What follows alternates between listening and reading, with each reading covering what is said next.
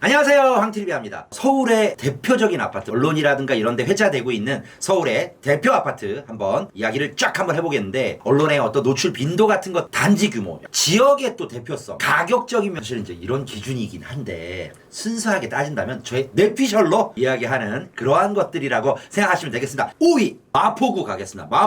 마포구의 대표적인 아파트 마레프, 마포 레미안 푸르지오. 단지 규모가요, 뭐 외울 수는 없지만 3,885세대. 우와, 대단지죠. 이게 한 단지. 그러니까 한 단지가 이렇게 강북 지역의 대규모 단지는 거의 없다시피 하거든요. 사실은 이 마포레미안 푸르지오가 예전에는요, 마포경찰서 뒤에 이쪽에 언덕 위에, 그 다음에 좀 약간 연식이 좀 되신 분들은 알 거야. 거기가 아현동에 약간 학원가도 좀 있었고, 언덕 위에 약간 좀 솔직히 말하면 좀 뭐랄까 뭐라고 얘기하긴 뭐한데, 어쨌든 좀 약간 동네가 좀 후지고 꼬지고 약간 좀 이런 동네였는데, 갑자기 아파트가 되면서 굉장히 거기가 주거 환경이 대표적으로 열악한 지역임에는 맞고요. 그런 달동네 같은 그런 동네가 갑자기 천지개박했다. 언론에 보면요, 항상 이 마포구 얘기하면 대표적인 아파트로 해서 얼마 뚫었다, 신고가를 갱신했다, 이렇게 나오고요. 최근에 거래된 거 보니까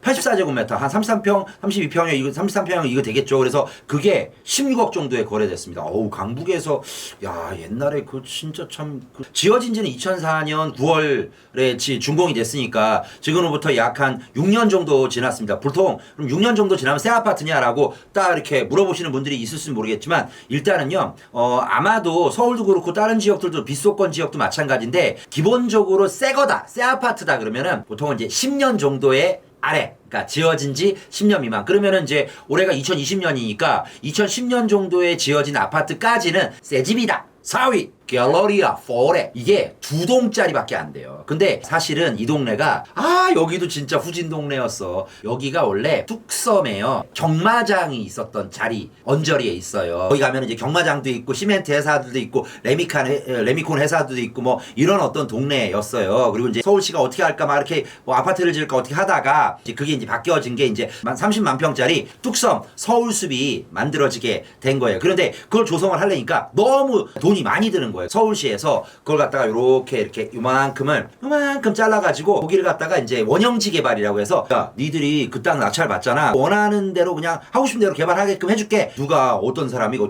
평당 5천만 원에 그 땅을 낙찰을 받은 거였어. 그 당시 서울의 아파트 값이 뭐 1,000만 원 언저리밖에 안 하는 상황에서 땅값을 5천만 원 치렀으면 얼마나 비즈니스 하는 사람들이 손해보고 뭔가를 하진 않을 거 아니에요. 거기다가 이제 아주 이제 초고층으로 올리면서, 대신 이게 단지 규모가 230세대밖에 안 돼요. 하지만 전평형들이 앞에 30만 평짜리 뚝섬 서울숲이 우리 정원이야, 이런 것도 있고요. 안에 피트니스 시설 잘 돼 있고요. 주차장 잘 돼 있고, 심지어는 뭐 이런 창고 같은 것도 개별 세대별 창고도 잘 돼 있고요. 그다음에 그러면서 이제 연예인들 많이 살게 되고, 그다음에 단지 규모가 작으니까 오히려 약간 좀 한적하다. 강북 지역에 특히 성동구에 또 셀럽들이 많이 산다, 유명한 사람 많이 산다, 기업인들 많이 산다, 이런 사람들, 오너들 많이 산다 그러면 이제 대표적인 아파트가 갤러리아 포레 넘버 3.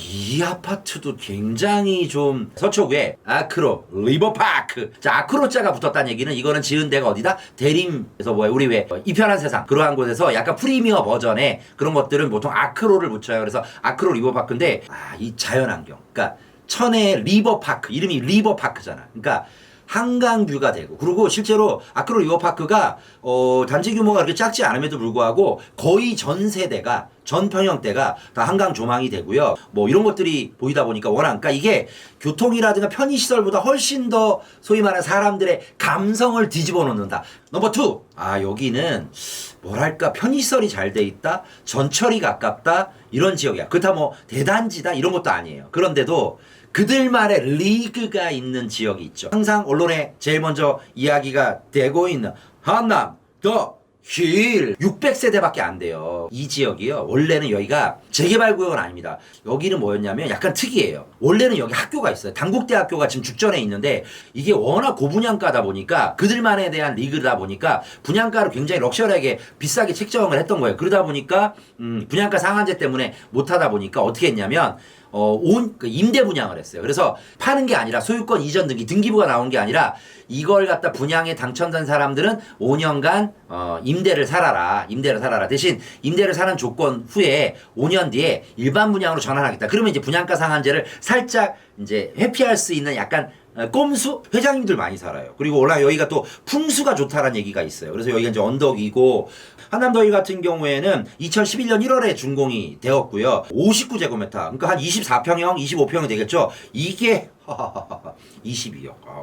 너무 그러니까 평당 거의 이제 1억 가까이. 탑 1. 가장 많이 들어봤고 가장 회자가 많이 되었던 아파트 중에 하나가 압구정 현대 아파트. 뭐 강남 지역에 비싼 아파트를 많이 있죠, 솔직히. 그리고 뭐 개포 주공이라든가 이런 것들도 재건축이 되면서 이제 입주를 앞두고 있고, 그다음에 또 역시 현재는 낡았지만 누가 뭐래도 대한민국에서 제일 비싸질 아파트 줄 큰 단지들 중에 제일 비싸진 아파트는 압구정 지구에서 나올 것이다라는 전설 같은 전설들이 한강에 붙어 있고, 또 여기는 또 교통도 상당히 편하고 여러 가지 갤러리아 백화점이라든가 편의시설도 상당히 모든 것들을 다 갖추고 있는 압구정 현대 2차가 아마 대표적인 아파트일 것 같아요. 76년 6월에 준공이 되었습니다. 141제곱미터 기준으로 30억 찍었습니다. 물론 웃긴 건 뭐냐면 이 압구정 현대가 옛날에 76년에 6월에 분양을 했잖아요. 그 당시 분양가로 어마어마했다고요. 평당 200만 원에 분양했대요. 아니 물가가 많이 올랐으니까 평당 200만 원에 분양했대요. 그러면 이제 한 40평짜리다 그러면 이제 평당 200만 원이면 8천만 원 분양했는데 그 당시 8천만 원 어마어마한 큰 돈인데 미분양이었다는 거 아니야. 탑 1까지 얘기를 했고요. 의문이 하나 있는데요. 네. 엄청 유명한 아파트가 하나가 안 나왔거든요. 음마 아파트. 음마. 옛날에 음마가 79년 8월에 준공이 됐는데, 그러면 이것도 이제 오래됐는데 참 음마가 참 슬픈 사연이 너무 많은 거야. 왜 그러냐면 이 보통 이제 집값이 오르면 강남권부터 이제 먼저 이제 어느 정도 가격을 주도하면서 쭉쭉쭉 이제 올라가기 시작하잖아요. 그러다 보니까 음마가 모든 정권, 그것이 뭐 보수 진영이든 진보 진영이든 모든 정권에서 음마 얘를 갖다가 만약에 인허가를 해주면 워낙 주변의 집값에 미치는 영향이 너무 크니까 계속 재건축이 이미 됐었는데, 여기가 4424세대예요. 음마가 또 알다시피 대한민국에서 제일 큰 학원가가 있는 대치동 학원가 바로 옆에 있잖아요. 거기를 이제 인허가를 해주거나 허락을 해주거나 재건축을 하게끔 해주면은 다른 지역에 미치는 파급 효과가 워낙 크니까, 재밌었다면 구독 눌러주시고요. 지금까지 황TV였습니다. 감사합니다.